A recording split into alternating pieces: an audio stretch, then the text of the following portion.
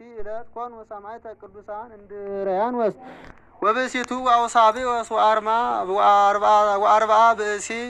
አንድ አምላክ በሚሆን በአብ በወልድ በመንፈስ ቅዱስም መጋቢት 9 በዚህች ቀን የከበሩ እንድርያስና ሌሎች 40 ሰዎች በሰማዕትነት አረፉ። እሊህም ምርጦች ለረከሰ ከወርቅና ከብር ለተሰራ ጣዖት ማምለክን እምቢ ስላሉ የክብር ባለቤት ስለሆነ ለጌታችን ኢየሱስ ክርስቶስ ለስሙ አላውያን ጽኑ የሆነ ስቃይን አስተቃዩአቸው። ከዚህም በኋላ ራሶቻቸውን በሰይፍ ቆረጡ። የሰማዕትነትንም አክሊል በመንግስተ ሰማያት ተቀበሉ። በረከታቸውም ከእኛ ጋር ለዘላለሙ ይኑር አሜን።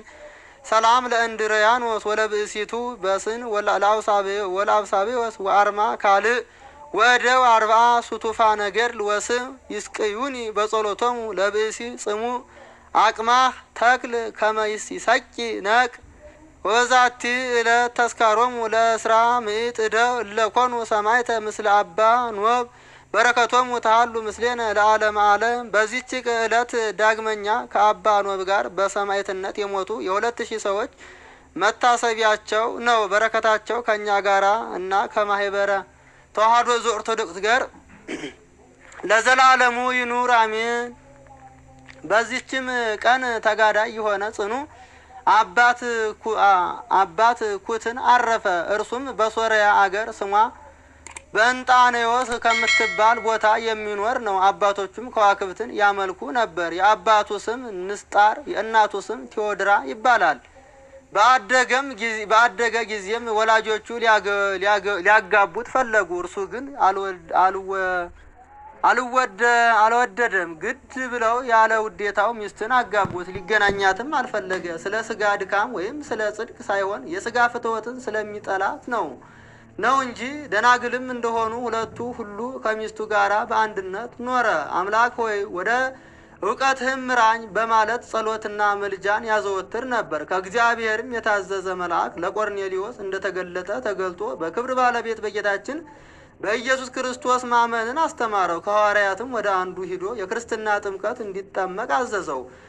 የሐዋርያት የስብከታቸው ወራት ነበረና ሂዶ ተጠመቀ። የቤተ ክርስቲያን ትምህርት ሁሉ ትጉህ ሕጉን ስርዓቱንም ሁሉ ተማረ። መለኮታዊ ምስጢርንም ተቀበለ። በየቀኑ ሁሉ የሐዋርያ ጳውሎስን ትምህርት ይሰማ ነበር። የጽድቅንም ስራ መስራትና ንጽሕናን ለበጎ ስራ መጠመድ፣ ትጋት፣ ቅንነት፣ የዋህነት፣ ጾም፣ ጸሎት፣ ሰጊድ በላዩ ተጨመረ። በእነዚህ ሁሉ የሚተጋ ሆነ። እግዚአብሔርም አስደናቂ ተአምራቶችን እንዲያደርግ በርኩሳን አጋንንት ላይ ስልጣንን ሰጠው። በሚያደርገው ተአምራትም ወላጆቹን የክብር ባለቤት ጌታችን ኢየሱስ ክርስቶስ ወደ ማመን ደግሞ ሚስቱንና ወላጆቹን አስገባቸው።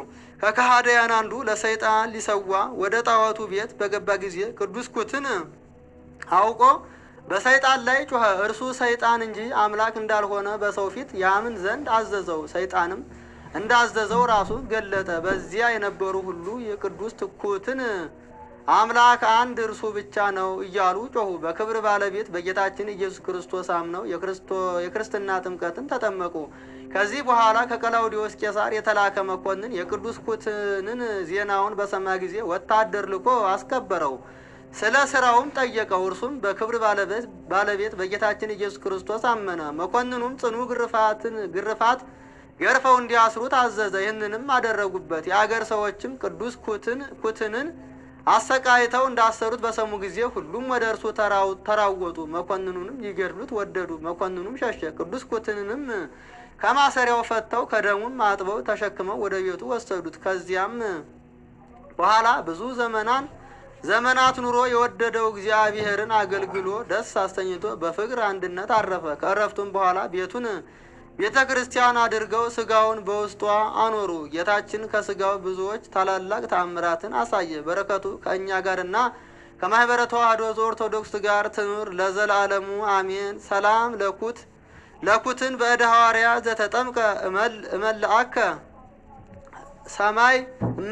ሰማይ ትምህርተ ከመተጠየቀ ሶብ አገበርዎ እንተ ህሊናሁ ይጽይቀ በፍትወተ ስጋ ይተሙአ ወበስምረቱ ይወድቀ ምስለ ብእሲቱ ሰኪቦ ዘአኮ ርሁቀ።